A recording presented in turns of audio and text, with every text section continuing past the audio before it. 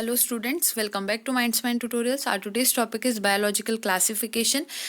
This biological classification, first we'll be seeing taxonomy, history of taxonomy, kingdom Monera, Protista, fungi, plant kingdom and also animal kingdom. But I will be teaching plant diversity first. So according to the plant diversity, the contents would be like this: taxonomy and all this plant kingdom will be in detailed way, so that algae, bryophyta, pteridophyta, gymnosperms all would be covered here, and also some exercises, then virus, lichen, mycorrhiza, and some description of living world. Living world we have already completed, but in this video segment we'll be seeing some sort of revision kind of notes for this living world. So that will be the content for the today's video. So let's get started. Plant diversity को अगर देखा जाए तो इसमें सबसे पहली जो चीज़ आती है, हमें टेक्सोनॉमी देखना होती है। टेक्सोनॉमी को भी हमने ऑलरेडी डिस्कस कर रखा है, तो ये एक रिवीजन देख सकते हैं हम। टेक्सिस का मतलब होता है अरेंजमेंट और नोमोस का मतलब होता है लॉज।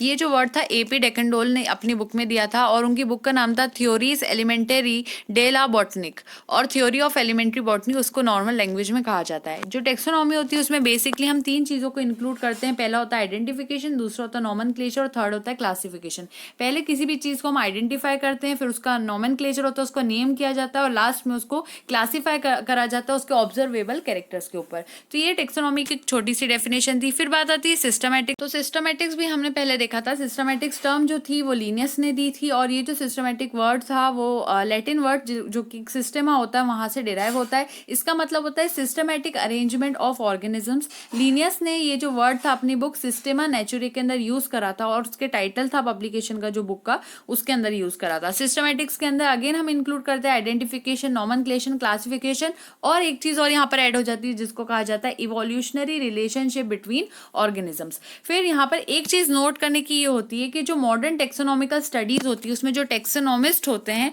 जो कि टेक्सोनॉमी की स्टडी करते हैं, वो एक्सटर्नल और internal structure along with the structure of cell development process and ecological information of organism, ये सारी चीजों का यूज करते हैं। जो ओल्ड वाले टेक्सोनॉमिस्ट हुआ करते थे वो यूज करते थे सिर्फ मॉर्फोलॉजिकल यानी कि एक्सटर्नल कैरेक्टर्स और एनाटॉमिकल यानी कि इंटरनल कैरेक्टर्स।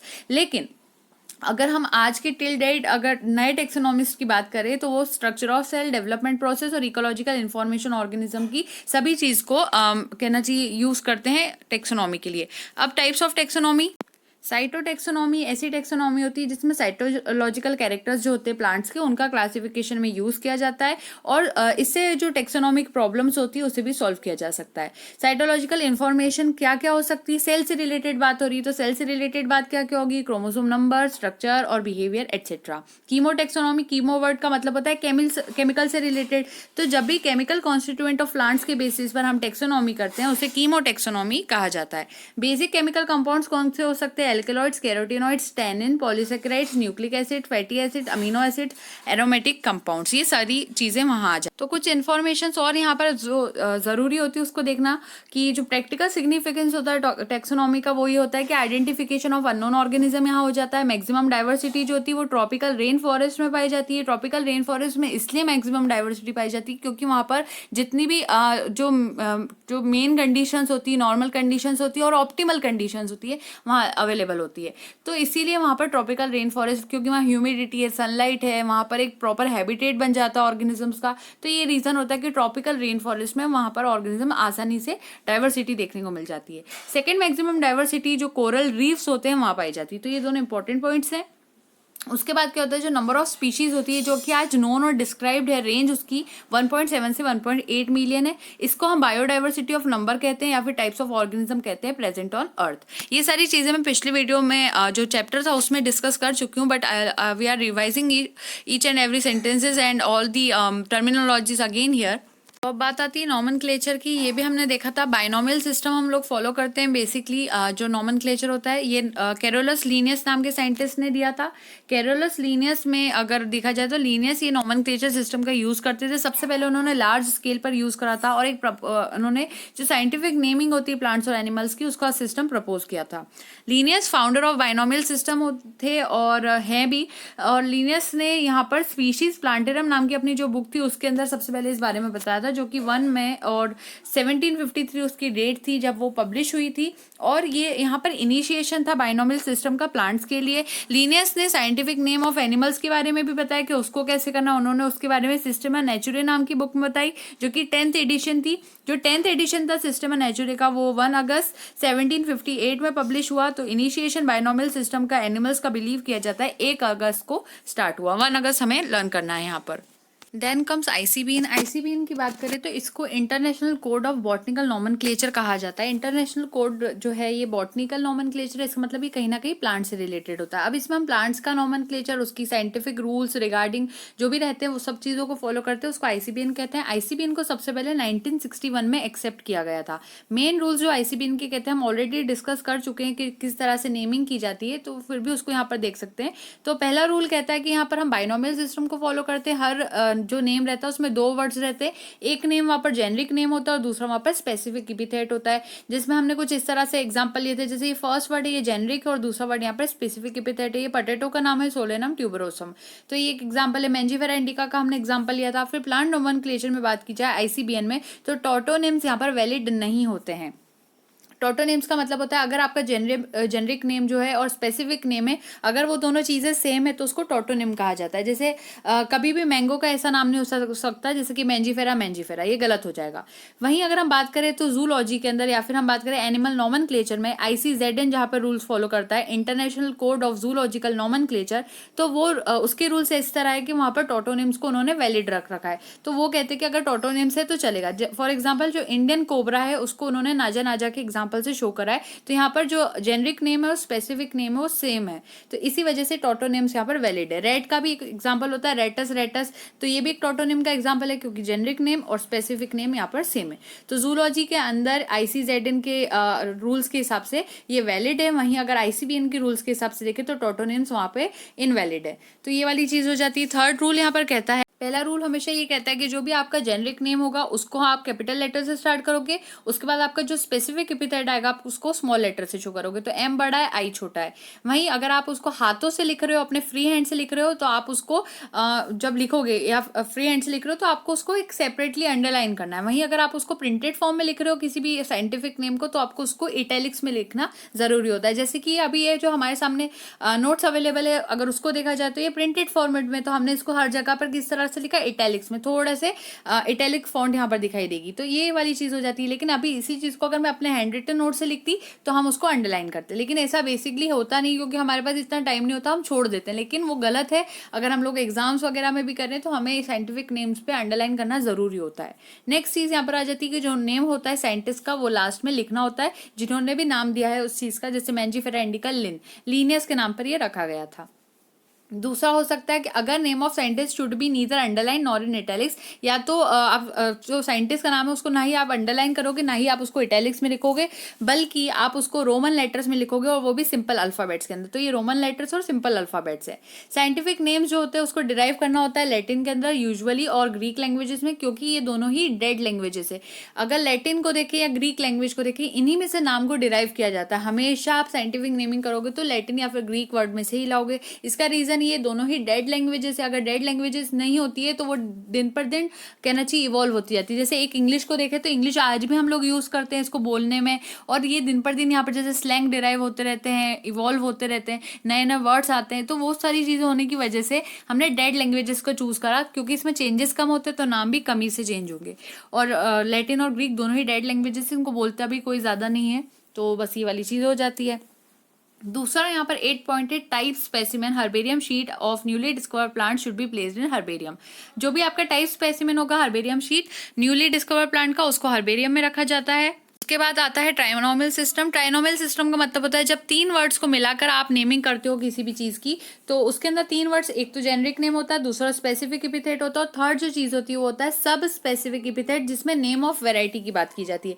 जैसे कि एग्जाम्पल लेते हैं ब्रेसिका ओलेरेसिया बोट्राइटिस, ये कॉलीफ्लावर का नाम है। उसी तरह से ब्रेसिका ओलेरेसिया कैपिटेटा अगर बोलें तो वो कैबेज का नाम है। कॉलीफ्लावर जो होता है वो क्या होता है, फूल गोभी होता है। कैबेज जो होता है वो पत्ता गोभी वो भी होता है, तो ये दोनों चीज़ यहाँ पर आ जाती है। लेकिन अगर यहाँ पर दूसरा नाम होता ब्रेसिका ओलेरेसिया कोलोरेपा, तो वो नॉर खोलकर की जो चीज़ आती है उसका नाम हो जाता। तो ये पहला जो नाम था जेनरिक नेम शो कर रहा है, दूसरा स्पेसिफिक एपिथेट शो कर रहा है, और थर्ड उसकी वैरायटी को शो कर रहा है। तो इस तरह के नाम को ट्राइनोमियल सिस्टम कहा जाता है। ट्राइनोमियल का मतलब ही 3 से रिलेटेड है। हम जल्दी जल्दी इसको इसलिए डिस्कस करें क्योंकि हमने पिछले वीडियो सेगमेंट में सब चीज़ डिटेल में देखी थी। अभी हम सिर्फ उसको रिवाइज करते हुए जा रहे हैं ताकि हम बाइनोमियल नहीं कहना चाहिए, बायोलॉजिकल क्लासिफिकेशन जो चैप्टर है उसको स्टार्ट कर सकें। तो अब क्लासिफिकेशन पर हम आ जाते हैं। तो क्लासिफिकेशन में पहला होता है बायोलॉजिकल क्लासिफिकेशन। ये एक आर्ट होता है जिसमें आप आइडेंटिफाई करते हैं distinctions among organisms and placing them into groups that reflect their most significant features and relationships is called biological classification.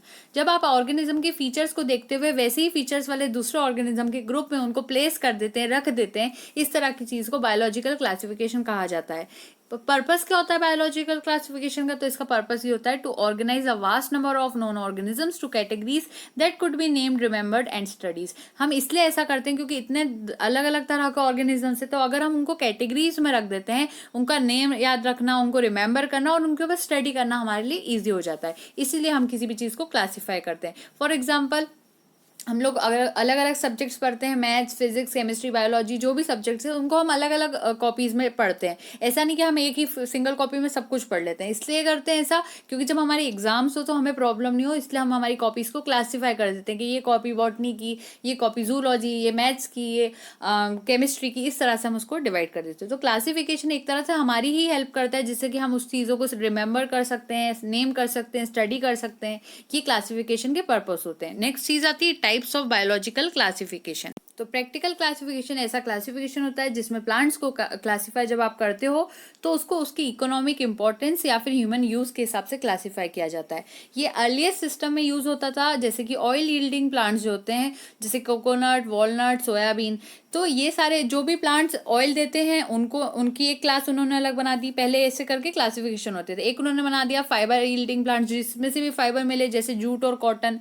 फिर उन्होंने एक बना दिया मेडिसिनल प्लांट जैसे कि रॉ वुल्फिया, सिंचोना, यूकेलिप्टस, नीम। ये सारे प्लांट जो कि मेडिसिनल वैल्यूज वाले उनको एक अलग क्लास में रख देंगे। लेकिन ये जो क्लासिफिकेशन था उसमें ये प्रॉब्लम आई कि एक प्लांट को अगर आप मेडिसिनल में रख रहे हो तो कभी कभी ऐसा भी हो सकता है, जैसे कोकोनट के एग्जाम्पल ले लें, वो ऑयल यील्डिंग तो है ही, साथ में कहीं ना कहीं उसकी कहीं मेडिसिनल वैल्यूज भी है। वॉलनट को देखा जाए तो उसकी भी कहीं ना कहीं कुछ और वैल्यूज भी हो सकती है। तो ऐसे में एक प्लांट जो इस कैटेगरी में रखा जा रहा था वो दूसरी कैटेगरी में भी आ जा रहा था, तो ये वाला क्लासिफिकेशन चल नहीं पाया। तो इन this classification any one plant can be a member of more than one group. तो एक से ज्यादा में जा रहा था वो, जैसे टर्मरिक के भी मल्टी यूजेस टाइप प्लांट है, वो उसमें मेडिसिन है और वो स्पाइसेस की तरह भी यूज होता है। हम खाने में उसको स्पाइस की तरह भी यूज करते हैं, वहीं उसको मेडिसिन की तरह भी यूज करते हैं। तो ये प्रैक्टिकल क्लासिफिकेशन होता है जब हम इकोनॉमिक इंपॉर्टेंस या फिर ह्यूमन यूज के हिसाब से क्लासिफाई करते हैं। दूसरा क्लासिफिकेशन है आर्टिफिशियल क्लासिफिकेशन। तो आर्टिफिशियल का मतलब होता है जब ऐसा क्लासिफिकेशन प्लांट्स का किया जाए जो कि ऑन द बेसिस ऑफ 1 और 2 मॉर्फोलॉजिकल कैरेक्टर्स के हिसाब से हो, that is overall morphology is not considered.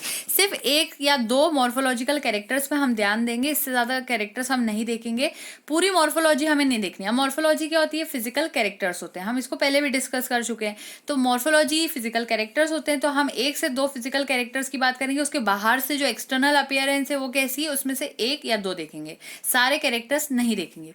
इस तरह का जो क्लासिफिकेशन है उसको सबसे पहले प्रपोज किया था लीनियस ने और उसको आर्टिफिशियल नाम दिया था। लीनियस ने क्या करा था? क्लासिफाई कर दिया था प्लांट किंगडम को स्टेमन के बेसिस पर, और वो भी उन्होंने 24 क्लासेस के अंदर डिवाइड करा था। स्टेमन जो रिप्रोडक्टिव पार्ट होता है प्लांट का, उसके अंदर हम पढ़ते हैं स्टेमन्स वहां पर अवेलेबल होते हैं। हम लोग पूरे उसकी एंथर के अंदर देखते हैं स्टेमन और फिलामेंट्स वहां पर होते हैं।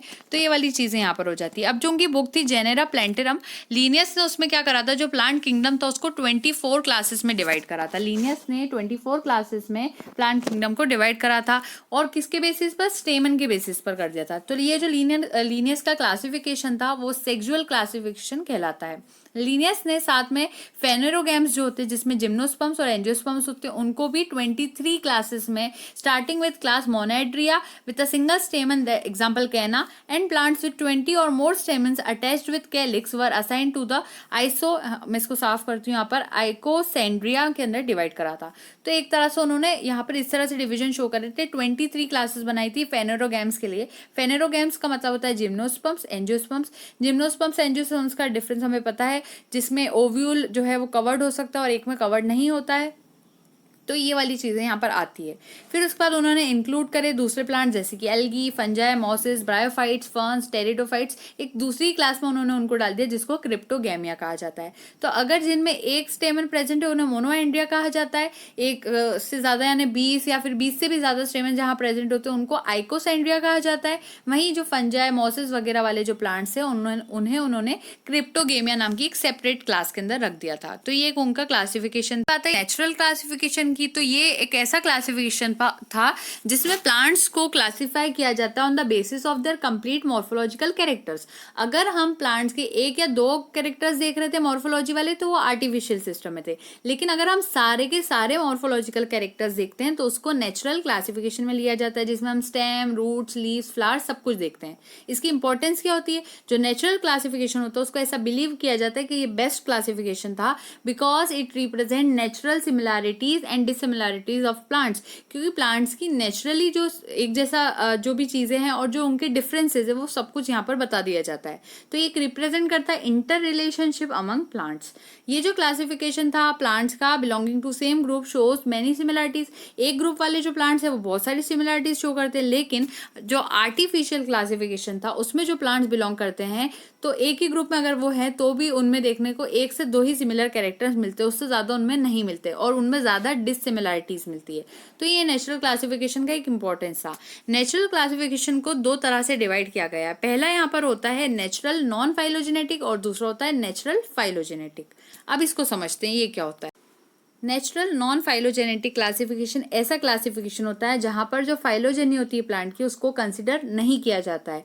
फाइलोजेनी प्लांट की अगर कंसिडर नहीं हो रही इसका ये मतलब है कि सिर्फ हम मॉर्फोलॉजी प्लांट की कंसिडर कर रहे हैं। फाइलोजेनी अगर कंसिडर नहीं होगी तो फिर हम मॉर्फोलॉजी कंसिडर करेंगे।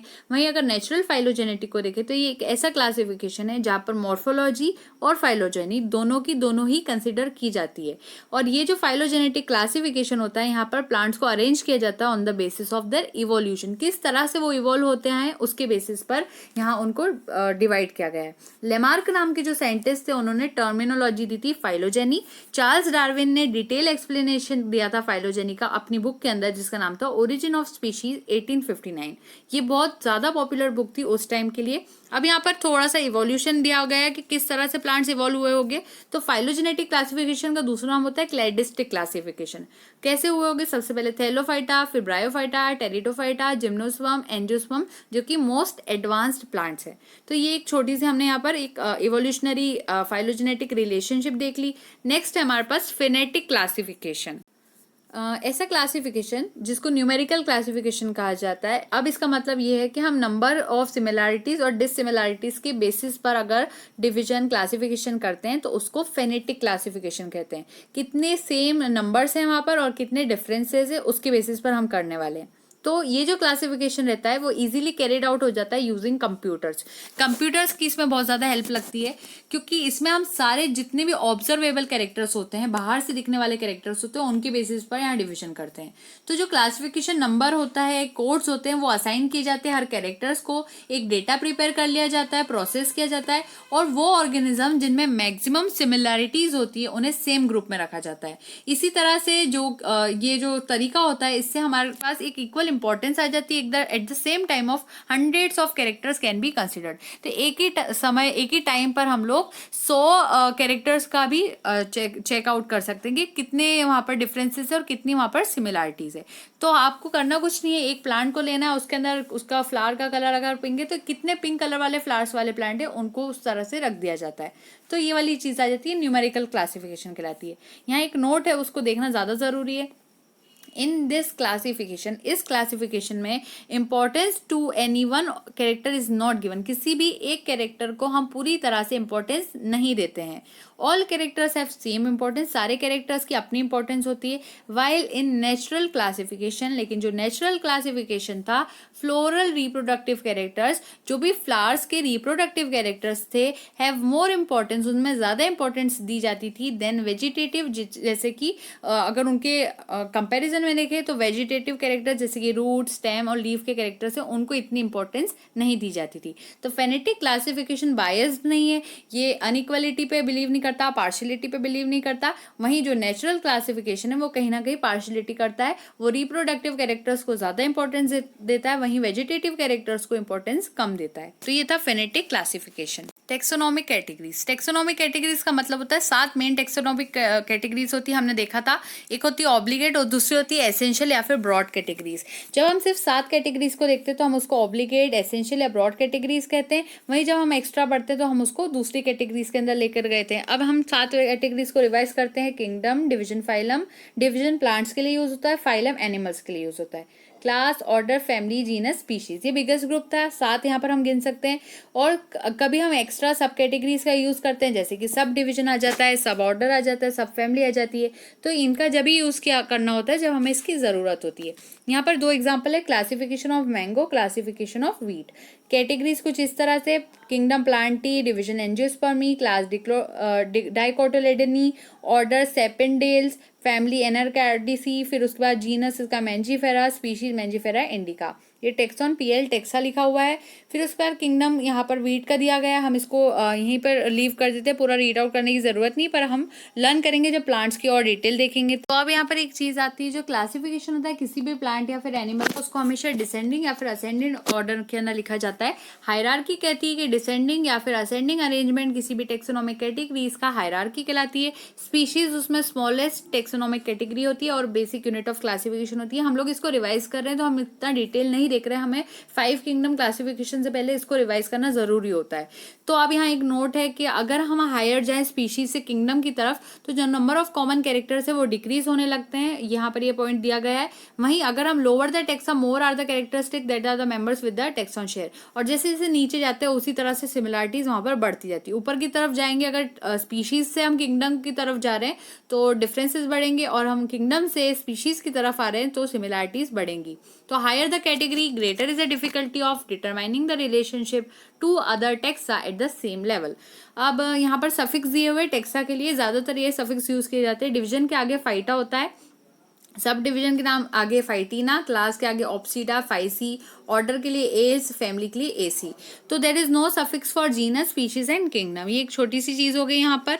टेक्सोनॉमिक कैटेगरी, टेक्सोनॉमी हायरार्की के बारे में एक और डेफिनेशन लिखी हम लोग पहले डिस्कस कर चुके। तो स्पीशीज और जीनस के बारे में यहाँ दिया गया है। स्पीशीज जो रहती है उनके अंदर मॉर्फोलॉजिकली कई डिफरेंसेस हो सकते हैं, लेकिन फिर भी उनकी स्पीशीज अगर सेम है तो वहाँ कहीं ना कहीं उनके कुछ जो एनाटॉमिकल फीचर्स है वो सेम होते हैं। जीनस की बात की गई है, फिर यहाँ पर एक एग्जाम्पल दिया गया है। ये सारी चीज़ें हम पहले पढ़ चुके हैं इसलिए हम इसको डिटेल में नहीं देख रहे हैं, सिर्फ नोट्स देख रहे हैं यहाँ पर। फिर आती है टेक्सोनॉमिकल एड्स की बारी। मैंने इसको भी बहुत ज़्यादा डिटेल में बताया था, हर्बेरियम में मैंने टाइप्स ऑफ शीट्स वगैरह सब कुछ एक्सप्लेन करा था, पर यहाँ पर नोट्स अवेलेबल है तो हम यहाँ पर देखते हुए चलते हैं उसको। जूलॉजिकल पार्क्स है, कीज है, म्यूजियम है, catalogue, flora, manuals, monographs etcetera. अब यहाँ पर एक बात जरूरी होती है, हमने अभी तक ICBN जरूर देखा था, अब यहाँ एक नया नाम आ रहा है ICNB। इसके ऊपर बहुत टाइम नीट क्वेश्चंस बन चुके हैं। International code of nomenclature for bacteria. अगर हम बैक्टीरिया के लिए नॉमेनक्लेचर कर रहे हैं तो उसको ICNB के अंदर काउंट किया जाता है। तो स्पीशीज का कंसेप्ट यहाँ पर कुछ इस तरह है। जॉन रे नाम के जो साइंटिस्ट थे उन्होंने टर्मिनोलॉजी और कंसेप्ट दिया था थोड़ा बहुत स्पीशीज के बारे में। उन्होंने 18,000 प्लांट्स के बारे में बताया था उनकी बुक के अंदर, प्लांट्स और एनिमल्स दोनों के बारे में, अपनी बुक हिस्टोरिया जनरलिस प्लांटेरियम के अंदर। कुछ बायोलॉजिकल कंसेप्ट स्पीशीज के देखते हैं। अर्नस्ट मेयर जो है उनको डार्विन कहा जाता है 20th सेंचुरी के। उन्होंने बायोलॉजिकल कंसेप्ट ऑफ स्पीशीज दिए थे। मेयर ने डिफाइन की थी स्पीशीज को बायोलॉजिकल कंसेप्ट के थ्रू। उन्होंने डेफिनेशन दी थी कि जितने भी मेंबर्स आपस में इंटरब्रीड कर सकते हैं, ब्रीडिंग कर सकते हैं और फिर उनके साथ प्रोड्यूस कर सकते हैं वो फर्टाइल ऑफ स्प्रिंग्स को, ऐसे मेंबर्स को जो सेम स्पीशीज के होते हैं उनको कहा जाता है। लेकिन ये जो डेफिनेशन थी मेयर की वो पूरी तरह से एप्लीकेबल नहीं थी, क्योंकि उनके हिसाब से सेक्सुअली रिप्रोड्यूसिंग लिविंग बींग्स जो होते हैं, because there are many organism that have only asexual mode of reproduction.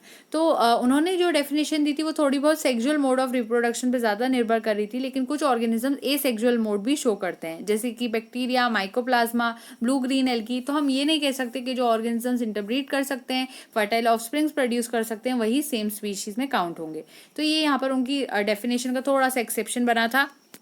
कुछ मेन कैरेक्टर्स जो कि डिटर्मिनेशन में हेल्प करते हैं स्पीशीज की, वो इंटरब्रीडिंग हो सकती है, लेकिन सिर्फ इंटरब्रीडिंग को हम ये नहीं मान सकते कि वो एक बेसिक कैरेक्टर है।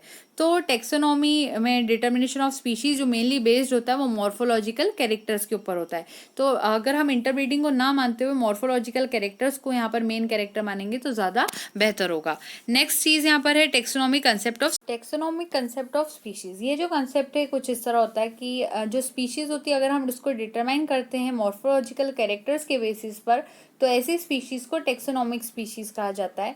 दो प्लांट्स का एग्जांपल लिया जाए, उनमें अगर सेम फंडामेंटल मॉर्फोलॉजिकल कैरेक्टर्स है तो इसका मतलब ये है कि वो सेम स्पीशीज को बिलोंग करते हैं।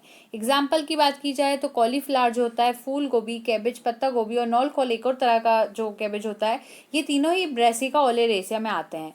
यानी कि this three have same morphological characters, जिसका मतलब ये होता है इन तीनों में ही सेम मॉर्फोलॉजिकल कैरेक्टर्स बाहर से सेम दिखते हैं, therefore they belong to same taxonomic species। इसका मतलब ये है कि ये एक टेक्सोनॉमिक स्पीशीज में आते हैं। अगर हायर प्लांट्स में बात की जाए तो डिटर्मिनेशन जो होता है स्पीशीज का वो मेनली बेस्ड होता है मॉर्फोलॉजी ऑफ फ्लावर पे। फ्लावर मॉर्फोलॉजी उसको कह सकते हैं, फ्लोरल मॉर्फोलॉजी, क्योंकि जो फ्लोरल रिप्रोडक्टिव कैरेक्टर्स होते हैं वो ज़्यादा कंजर्वेटिव होते हैं एज कम्पेयर टू वेजिटेटिव, जैसे कि root, stem, leaf characters. That is they do not show major changes, क्योंकि उसमें फ्लावर्स के कैरेक्टर्स में ज़्यादा चेंजेस देखने को नहीं मिलते। नेक्स्ट है हमारे पास कुछ गोल्डन की पॉइंट जो हमने अभी तक पढ़े उसका रिविजन। तो कुछ गोल्डन की पॉइंट्स ऐसे हैं। वर्ल्ड जो टेक्सोनॉमी था एपी डेकेंडोल ने दिया था। उसके बाद प्रैक्टिकल सिग्निफिकेंस टेक्सोनॉमी का आइडेंटिफिकेशन होता है अननोन ऑर्गेनिज्म का। लीनियस जो थे उन्होंने सबसे पहले बाइनोमियल सिस्टम बताया था, आईसीबीएन 1961 में एक्सेप्ट हुआ था। प्रैक्टिकल क्लासिफिकेशन में प्लांट्स को on the basis of economic importance divide करते हैं। आर्टिफिशियल क्लासिफिकेशन में प्लांट्स को ऑन द बेसिस ऑफ 1 और 2 मॉर्फोलॉजिकल कैरेक्टर्स को देखते हैं। नेचुरल क्लासिफिकेशन प्लांट्स का on the basis of gross morphology. फिर एंडेंसोरियन क्लासिफिकेशन जो होता है उसमें प्लांट्स को क्लासीफाई किया जाता है on the basis of numbers of similarities and dissimilarities. Species smallest taxonomic group होती है, कैटेगरी होती है और बेसिक यूनिट ऑफ क्लासिफिकेशन होती है। उसके बाद हर रैंक या फिर टेक्सॉन जो होती है यूनिट ऑफ क्लासिफिकेशन को रिप्रेजेंट करती है, और हर्बेरियम शीट्स को अरेंज किया जाता है universally accept system of classification के अंदर। फिर म्यूजियम इंसेक्ट्स जो होते हैं उनको प्रिजर्व किया जाता है इंसेक्ट बॉक्स के अंदर आफ्टर कलेक्टिंग, किलिंग और पिनिंग। बायोलॉजिकल कंसेप्ट स्पीशीज के रिप्रोडक्टिव आइसोलेशन के बेसिस पर होते हैं। कुछ गोल्डन की आपके पास एक्सरसाइज आ जाती है बिगनर्स बॉक्स 1 की, इसको खुद सॉल्व करना होगा। 1 से फर्स्ट से 5 क्वेश्चन यहाँ पर है, उसके बाद 6, 7 और टोटल मिला के 8 क्वेश्चन हमारे पास है। इसका सॉल्यूशन भी मैं शो कर देती हूँ, ये होमवर्क है क्योंकि। तो ये रहा इसका सॉल्यूशन। बिगनर्स बॉक्स 1 वाला जो है सिर्फ आपको वो देखना है। मैंने अभी बाकी के जो बिगनर्स बॉक्स है उसके सॉल्यूशन अभी फिर भी प्रोवाइड कर दिए, लेकिन उसके क्वेश्चंस नहीं दिए। तो ये वाली चीज़ सॉल्व करना है।